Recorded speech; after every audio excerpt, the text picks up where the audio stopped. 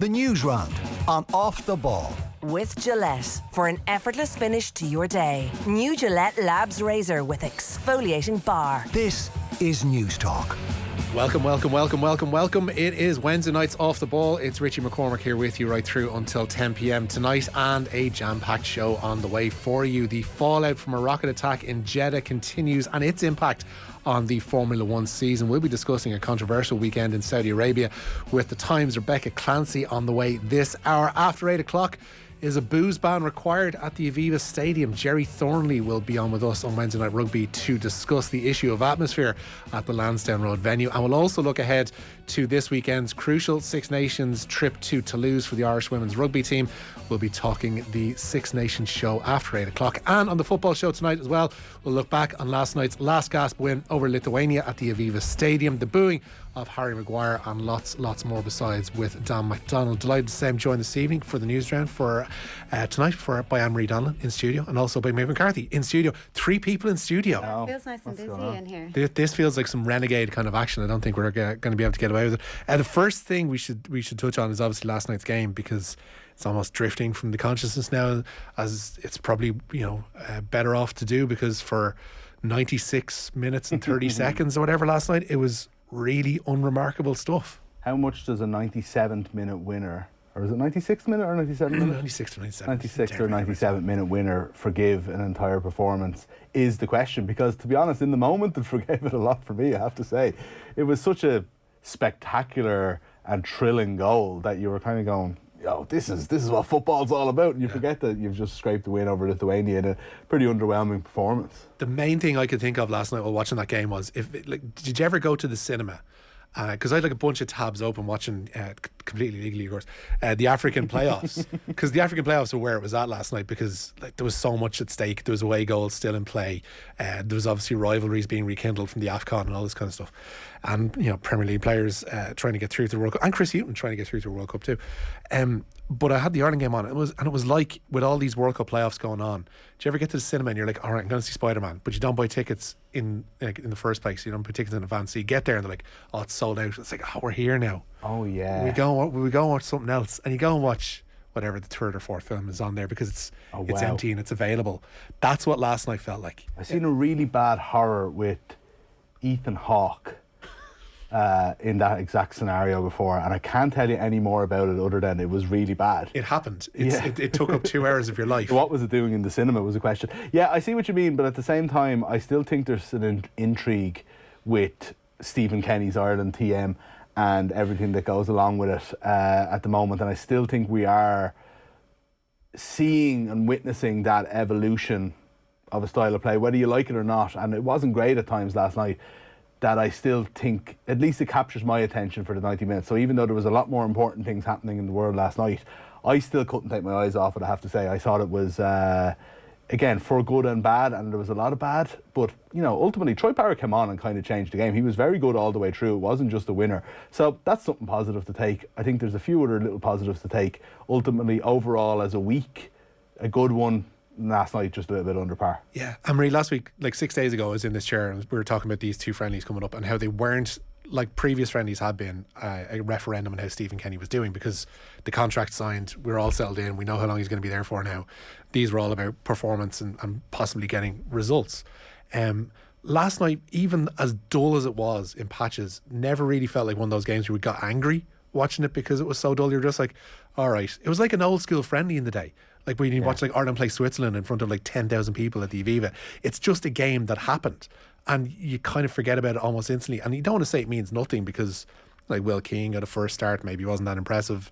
Stephen Kenny got to see other squad members and judge what they may or may not be made of.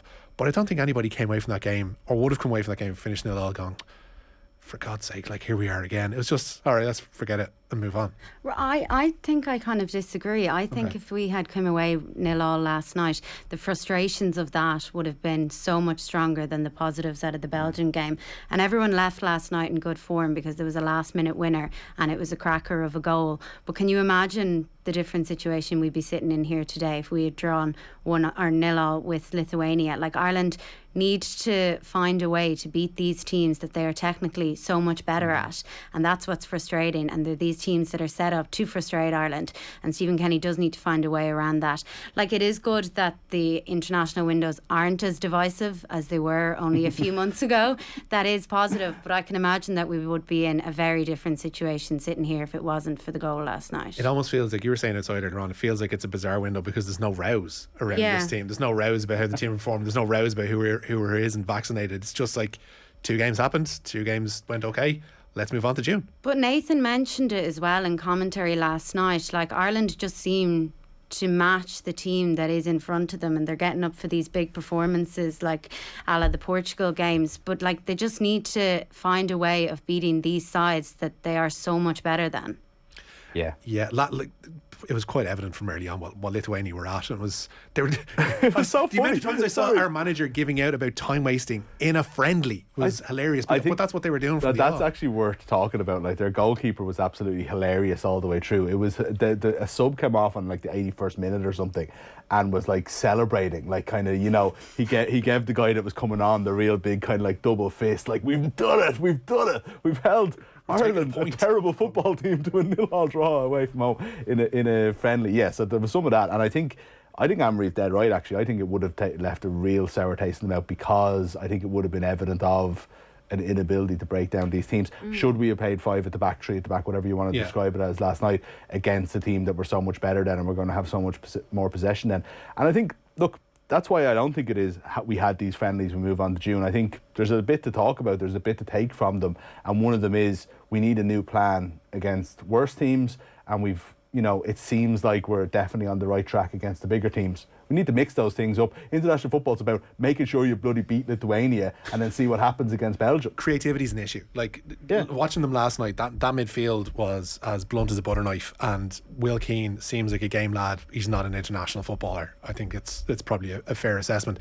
But then, like, who is? That's what I was going to say. I don't know if we have a huge amount of international footballers, but it was a funny one last night. You've seen Scott Hogan come on, and you're like, wow. Like, I really just didn't think that Scott Hogan was still around. Now, why not? He's playing at a level above Will Keane. He's scoring goals in the championship. You just kind of felt that there was something about this Ireland team that had moved on from Scott Hogan. If that's unfair, maybe it is. James McClean brought on last night. Like, I don't know about you, Richie, but I've had enough of seeing. And this isn't actually. James McClean has been an unbelievable server for Ireland, and can still be. He can still do the job against Belgium, against his tenacity and his work rate and everything else that goes with a James McClean performance isn't always perfect, but I think it's probably worth its spot against the better teams that need all of that. You'd rather see him against the better teams than last night. When you need that bit of guile or that bit of subtlety, James McClean, we didn't need him to come on and chase the game last night. What we didn't need to see was James McClean feint right and cut left 403 times in 25 minutes of football. It's a good move. The McClean thing is interesting because I think the substitutions as a whole, because your perception is in friendlies is that you use them to get as much of a look at players that you possibly can. You're not going to learn absolutely anything about James McClean by bringing him on, but I guess Stephen Kenny probably felt he needed to bring him on to get a result out of last night's match. Similarly, bringing on 2/3 of Saturday's midfield with 10 minutes to go, simply because we need to suddenly beat Lithuania out of nowhere. Like, that, they were odd substitutions, but they were substitutions made out of necessity, I guess. But like, there's still players that I want to see involved. Like, I would have loved to have seen these games, or at least last night, as an opportunity to have a look at Festi Ebiseli. Yeah. Like, I think that would have been brilliant, because of the season he's had, the fact he's going on to Udinese, there's clearly something about this lad that we need to see how it will fit in to an international setup. I know the Michael Obafemi thing has been explained to death, and he didn't want to come over because of, fitness issues or concerns. You tell him he's starting against Lithuania, I imagine his attitude about coming over has probably changed a little bit. But McClean is an interesting one, because McClean, I think, is one of these players who under Kenny has actually flourished, is probably a bit strong. I would say he's probably had the most consistent 12 months as an Irish international that he's ever had. And do you not think so? Mid-O'Neill era surely was James McClean's most consistent and most effective period. And like, effective, I'd probably agree with. Consistent, I'd probably say this has probably been his most consistent period. And they can be two slightly divergent things. They can. Look, I think I'm one of the last defenders sometimes of James McClean. I do. There are obvious issues with some of his distribution and final balls and so on. But some of the things that you see in the stadium of his work rate in particular, you know, He lifts the crowd as well. He really does, and it actually never fails to amaze me sometimes seeing the type of work that he gets through. But I'm just saying, we know what James McClean can do, in much the same point that you're making, but sometimes you need to get your best team together to go and say, do you know what, a test of this team that is still in its infancy and still in, you know, its development, is to go and see, right, we need to go and score a late goal against Lithuania. What have you got? Let's put on the big guns. I don't mind that so much. You don't always need to give young guys the run, because what good is the run to them in a situation that isn't going to be replicated, and they're not going to be playing with the players they're going to be playing, etc. But in this case, I just think that we've seen what McClean can do so many times against the lesser teams. I think that we need a slightly different type of player in that position. Again, it's a weird one. I honestly think that James McClean should be held for the bigger games. It's a very, very strange opinion, I'll grant you. But I think that he offers something serious against Belgium. You could pick out 5 or 6 things. I've heard people talk about it, about what James McClean didn't do, or bad balls or bad crosses against Belgium. But in general, I thought he contributed to the game. Last night, I just thought he got in the way. He was almost in for. He almost set up a goal, but was undone by a late Troy Parrott pass. But Parrott is the one plus point really to come out of that game. That and Josh Cullen, like Stephen Doyle outside made the point. Josh Cullen had a hell of a night last night by not playing. And I think Adamida had a great week as well by not playing. Yeah. Because you suddenly see what they do offer by virtue of their absence. Yeah, absolutely. I thought we saw a lot of what Josh Cullen could offer on Saturday as well, though, in terms of what he actually did on the field. But yeah, I tend to agree with you about Adamida. The forwards are just so frustrating at times, because we've got the Callum Robinson that we just don't know which one we're going to get in the day, and he has to be in the team because of how good he can be on his day. And we're actually getting it even in bursts within games now, and he's disappearing, and then he might do something brilliant like he did at the weekend. It's just so frustrating. Look, Richie, we have the players to play any kind of way possible. I'm not going to this reductive argument of you have to play a certain way, but we don't have the players to be picking and choosing as to who is good enough for international football. And we're not going to magic them out of nowhere either. No. So we have to kind of. So was it? See, that's the point though. Was last night back to? You're kind of saying, it was a nothing friendly, and it felt like an old school against Switzerland or whatever. But for me, there was times last night where it was back to the frustrations of what am I doing? Why am I watching this match? What good is it doing for my life? Myself through this. And I didn't feel like that for the last 4 or 5 months or whoever. I remember last 10 games or whatever. It's an after the Lord Mayor show thing, because Belgium was always going to be the one. I think if Lithuania, but if we went out and won 3 or 4-0, I think if the order of these friendlies were flipped, I think you probably would have seen a different game against Lithuania than we saw last night. I think the fact that they put in such a good performance against Belgium, Lithuania saw what Ireland are potentially capable of in that game, and then thought, you know what, we're going to play 5 at the back, we're going to play a hard line, we're not going to let them through, play a low block, have our midfield sit deep, and we're not going to give anything away.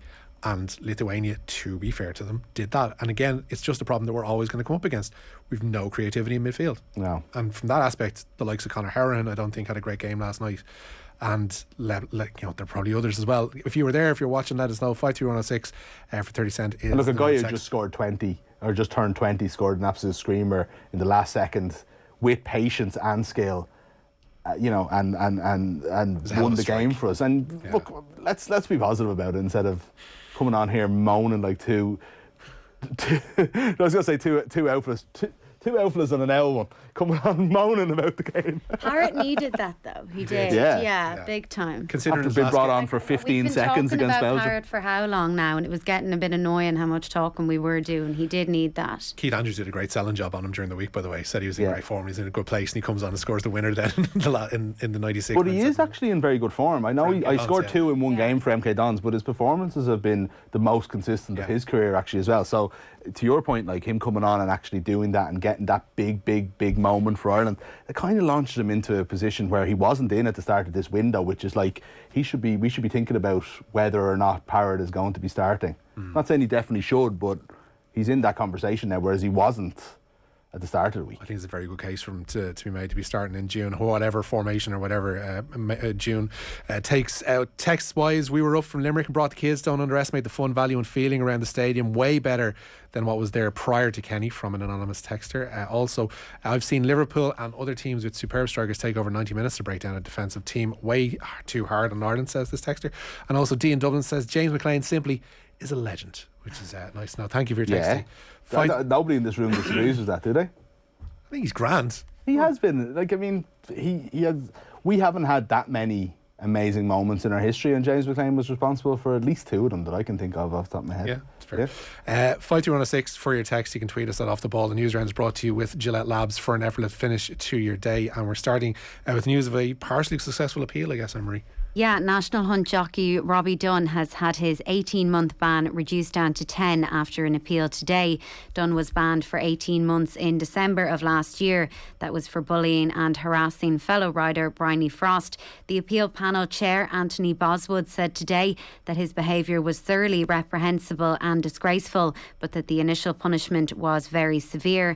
As his ban at the time was with immediate effect, it means he will return to racing in October. 13 minutes to go in the quarterfinals of the Women's Champions League, and quite the occasion at the Camp Nou, because they've got pretty much a full house there this evening for this. Yeah, a sold out Camp Nou, and Barcelona lead Real Madrid 5-2. That's after 75 minutes. So on aggregate there, Barcelona, who are the reigning champions, lead 8-3 in just over half an hour's time. At 8 o'clock, Paris Saint-Germain go into their home leg against Bayern Munich with a 2-1 advantage. Massive occasion to have 80,000 in the Camp Nou for that, isn't it? It's absolutely brilliant. I didn't know that now, actually. For that to be sold out is... And to get a 5-2 then isn't bad either, you know, against Real Madrid. Exactly what you want. That's exactly the type of story that we need, isn't it? For, you know, to, like, here's the other thing. If you're somebody that doesn't really watch women's football and you're flicking through the channels tonight and you see a full Nou Camp, you're going to stop and watch that game. It's going to feel important. It's going to feel like a big deal, which it obviously is. Yeah, it's an argument we come up against when you're trying to sell, I guess, League of Ireland football as well. Is if something looks like an occasion, and something looks like it's an event, you will gravitate towards it. You'll at least be curious, and if you're curious, you might come back and sample again, and that's where women's football is at the moment. And you look at the numbers they did in terms of the European Championship final, the tickets they sold out for that in jig time yesterday as well. It's absolutely incredible. But lots of contract news going on around Munster as well this week. We obviously heard that Damien Delaney is out the door. We'll discuss that with Jerry Thornley on Wednesday Night Rugby, but more in terms of HR for Munster today, Anne-Marie. Yeah, Gavin Coombs has signed a contract extension with Munster that will see him remain at the province until at least 2025. The 24-year-old has scored 21 tries in 49 appearances, and he's in line to make his 50th appearance against Leinster on Saturday evening. The news, though, comes on the same day that the province announced flanker Chris Cloete is set to leave at the end of the season. That's for English side Bath. The 31-year-old South African set to link up with current Munster head coach Johan van Graan there. Elsewhere then, Connacht's Tom Daly has received a 3-match ban after being sent off against Leinster last weekend. The centre was dismissed following a challenge on Kieran Frawley that was during their URC clash at the sports ground. He'll therefore miss their first leg of the Heineken Champions Cup last 16 tie, which is against Leinster. The ban could be reduced to 2 matches though, meaning that he would be back for the second leg. Yeah, as I mentioned, we'll discuss the comings and goings at Munster with Jerry Thornley on Wednesday Night Rugby after 8 o'clock tonight, including the impending departure of Damien Delaney, it seems, for Japan at least anyway. We're talking, we recorded this a little bit earlier on, but we're talking with Jerry, Mick, and the Damien Delaney thing is he raised an odd stat, and I think it speaks volumes of how Damien Delaney will or won't be remembered at Munster, and it's almost unfair on him because this upcoming game with Leinster will be his 6th against Leinster, or will be Munster's 6th against Leinster during his time in the province, the first with fans present. Yeah. And it's just like, you guess he would be remembered more fondly if there were more appearances in front of 20,000 people in Thomond than several with none. Isn't that it though? We were talking about him earlier and it was like, he's one of those ones that's going to go down as a disappointment, but there's been Munster signings like that before, big names that have been almost disastrous. It hasn't been that. He's been fine, but it just hasn't been memorable. Yeah. And it hasn't kicked him onto that next gear that you want to be. And it's entirely because of that, really, isn't it? It's like, it's been a it's been obviously a weird couple of years for everyone, but I feel like Munster almost in particular. Yeah. There's something about, obviously, as you just mentioned, they're in flux. Park and Van Gran is going. They've been subject to the, obviously, like everybody else has, the pandemic, and it was just a bizarre time, unfortunately, for him. And no fault of his own. You kind of knew he wasn't going to be around forever either. Yeah. So you needed a big impact. You were needed always that big game early. you were always on your way out with him as well. You were always kind of thinking it was like almost an elongated loan spell, and nothing's ever got going. It's kind of disappointing, really, because you see this guy playing for South Africa, and you're like, if you were even thinking now, you'd be like, oh yeah, Jesus, what are Munster going to do with this guy? He's a perfect player for them. Almost like an upgrade on Halstead from years ago. You remember in that exact position, but no, unfortunately, it didn't work out. Malachi Fekitoa for them next season, so not all's lost. It's going to be grand. I was, as I mentioned, tab surfing last night, watching the different playoffs, and this story was just absolutely incredible to watch in real time, and how nothing was done about it at the time. But there will be some comeback from Egypt on this one. Yeah, Egypt have launched an official complaint against Senegal, claiming members of their side were subjected to racism and terrorised by their fans last night. Sadio Mane's winning penalty sealed Senegal's World Cup place, with his Liverpool teammate Mo Salah among those to miss for Egypt. Egypt captain Salah was one of several visiting players targeted by green laser pointers during the shootout. It is also claimed the Egyptian team bus was attacked, causing injuries. Yeah, first of all, the roar when Mane's penalty went in last night is like nothing I've heard before. It was absolutely incredible. In their new stadium in Dakar, just a wonderful facility. But on the flip side of that, did you see the laser stuff? Yeah. Just like, I remember watching one of the angles they had, obviously, was the shooting from behind the goal towards the player who was taking it. So it was shooting Mane and getting his face, but with that, the Egyptian keeper was having laser pointers shone into his face, and they're not those little bitty ones. Remember, you used to get on holidays in Spain where you bring them back and your teacher to have them confiscated within an hour because you were messing with it in class. They were like big yokes that you could literally make out the people holding them. So how nothing was done about, like, clearly, obviously, the stewards probably had a hand in them going, it's fine, maybe they're just showing them in their faces.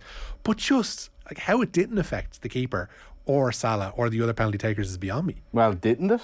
It did. It obviously did. Like, Salah's so strong on penalties, and the absolute state of his penalty last night. Like, he always usually goes low and hard down the middle, and it was awful. Like, it's clear and obvious that it did affect him. And I just don't know how anything was done. Like, why wasn't the shootout stopped until the laser stopped? It's not as if it just started during the penalties. Like, I was watching the full game. It was happening during the whole game. Anytime Salah was on the ball, you just saw this trace of green dots around him, following around the pitch. His face looked like a heat map at one stage. There's that picture going around of it. It was absolutely bizarre. It's incredible, though, as well, because the Senegal-Egypt going to penalties again, Mane, Salah, there's such Salah a great sports story in that on its own. First this time. Yeah, exactly. He didn't get to take it at the Africa Cup of Nations. I will say this: I'm glad I don't have to watch 3 Egypt games in the winter, because after watching them through the AFCON and watching them last night, one of the worst sides you could ever hope to be subjected to, and it's all down to Carlos Queiroz. Just a terribly negative manager. Just terribly negative. Yeah. Would have made a brilliant Ireland boss about 5 years ago. But infuriating to watch, because there are players in there that are capable of so much more. On the other side of that as well, huge night for Chris Hughton last night too. Yeah, the former Republic of Ireland player and assistant manager who has been involved with Ghana was involved with them last night as they became the first African nation to reach the 2022 World Cup in Qatar. That was through away goals after a 1-1 draw with Nigeria. As I said, he's been their technical advisor since February of this year. That was an appointment that surprised many at the time, but George Boateng has said that they have been delighted with how it's worked out. It's been fantastic to have Chris Hughton on board because of his experience, and he was working with us as a technical advisor for the technical staff. So basically assisting the head coach, assisting the assistant coaches around, giving us tips and guidance on how to proceed and how to make sure that we are always ahead of the game. We have a plan A, plan B, and even a plan C. We had to adapt a lot of times because the game initially was being played in Cape Coast. The first leg was moved then to Kumasi, where Chris was really, really instrumental, telling us what to do, how to go about it. And he was constantly warning us, George, Otto, don't worry about things that you can't really control. Just keep going. And his guidance was immense, and we owe him a lot of a big thank you also to Chris Hughton. Yeah, George Boateng there speaking about, he's part of essentially an all-star cast that are in charge of managing Ghana. Initially it was just for these first two games against Nigeria. They got installed after the Africa Cup of Nations. They're going to be going to the World Cup now in Qatar, and this is almost gone under the radar that Chris Hughton is going to a World Cup. It's brilliant. Under the radar, I didn't know about it. It was like I knew last night or whatever. I missed the story in February, whatever, a month ago, that I must have been out that day or whatever, that Chris Hughton had gone to Ghana with George Boateng. It's brilliant. Like what a brilliant little subplot that's going to be in the World Cup. It's a mad appointment, not because Chris Hughton is X, Y and Z, but I was following this story, doing it up for the website, and any developments that came on it I was kind of on top of. Their ministry is involved, or was involved in the appointment of the coaching staff. So there was initial talk that Hughton was going to be, he was in his duel with the current head coach, whose name escapes me, I'll Google it in a sec. But they're in a duel essentially for the job. And then it was like, no, he's not. Chris Hughton's not in the running. Then he was, then he wasn't. Then he was on holiday in the country, then he wasn't. Then there was talk he was going to get a technical director job, and that the head coach didn't want to work alongside him. So there was this dance before they ever got involved with one another, and then all three of them were appointed a couple of months ago, and they're now going to a World Cup, and congratulations to Ghana. It's going to it's brilliant, absolutely brilliant to see an Irish manager there. The other side of the friendly action last night as well was over in Wembley. Cote d'Ivoire were playing England, and the main story coming out of it was, of course, the booing of Harry Maguire. Yeah, and England manager Gareth Southgate, captain Harry Kane and Jordan Henderson have all condemned that booing last night. The out-of-form Manchester United defender was jeered by some sections of supporters in the early stages of their 3-0 friendly win over Ivory Coast, which was at Wembley. Southgate has called it ludicrous and says he is a vital part of his side. I get why people aren't that fond of Harry Maguire in terms of his form at the minute.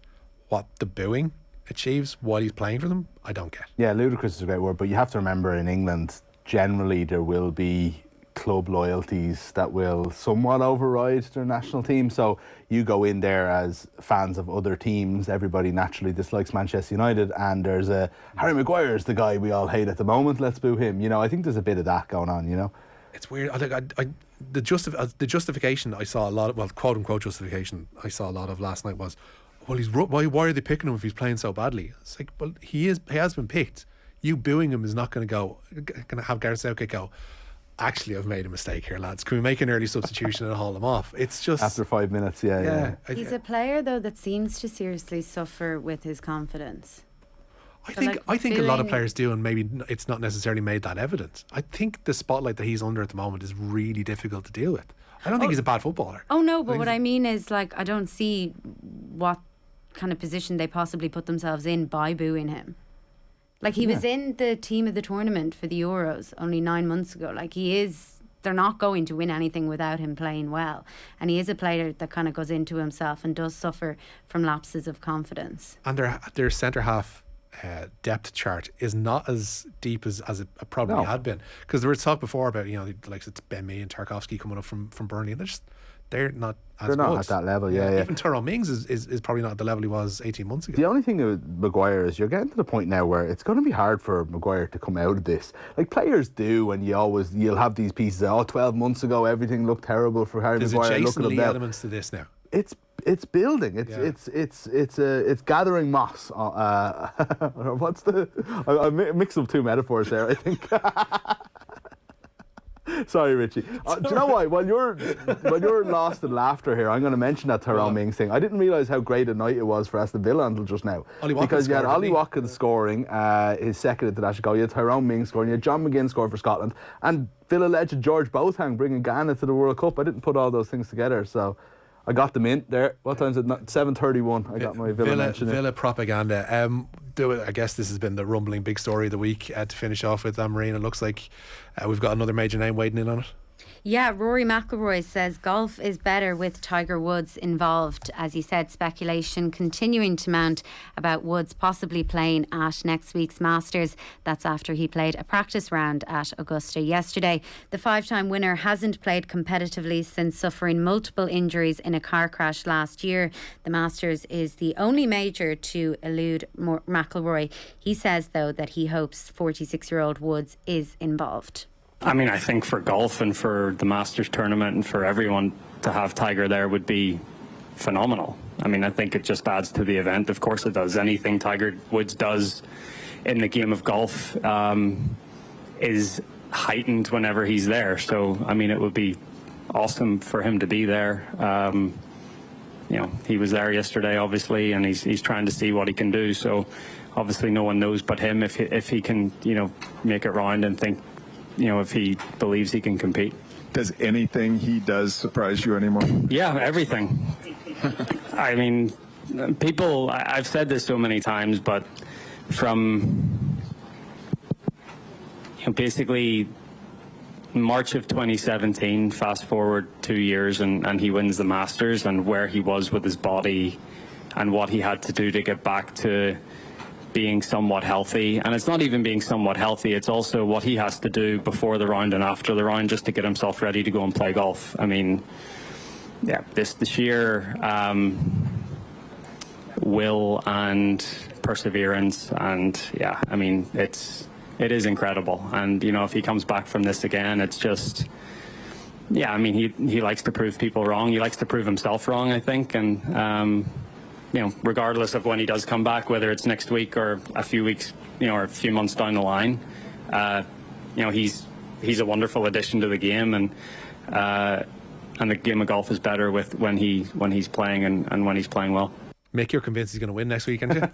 I just think, look, what age was Jack Nicklaus when he won the 86 Masters? Yeah. I think he was 46, I'm not sure, should look that up. Oh, symmetry as well. Yeah, like exactly, yeah, you know, okay. So Woods is 46 now, he'd come back, win that one more. We kind of already won the one more though. Yeah. But this would be This is an even extra more one. magic. Yeah. And Even if there's one man who can do it, it's probably not Tiger. Probably not Tiger I don't this think year. he can do it. Anne-Marie, thank you so much. Mick as well, we'll talk to you later on in the show too. It's time to give away some cash. Your chance to win big. News Talk's cash machine. Ashley Keane won herself €32,000 when she answered Barry's call today. Could you be next?